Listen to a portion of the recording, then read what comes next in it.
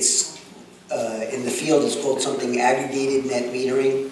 When we were trying to make, we weren't trying to make, the community was trying to make an argument that they can aggregate their power and therefore not have a need to bring other transmission power, especially from perhaps fuel that's emitting more greenhouse gases like coal.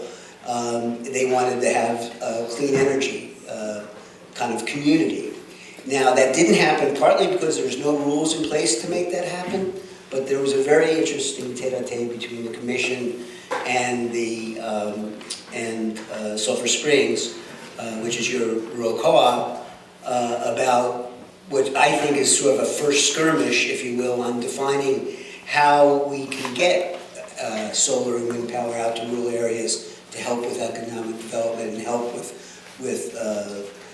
building a community so you don't need to necessarily buy the power from a source that you don't want to. People say that solar is very, very expensive. It's not very, very expensive. It's a bit expensive. If you take into account externalities, the externality costs, it's not. And that's one of the things I think some of the candidates should address.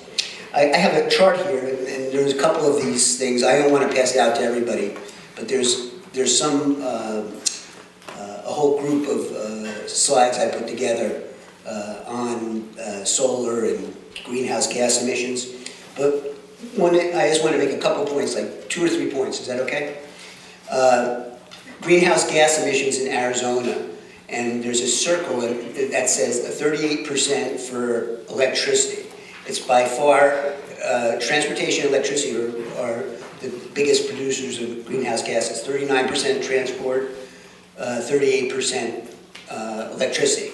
And on electricity, it does not include the greenhouse gases from exported power, which is 54% when exported power is included. So it's actually not dwarfs, but it's substantially bigger, 16% more than the transportation section.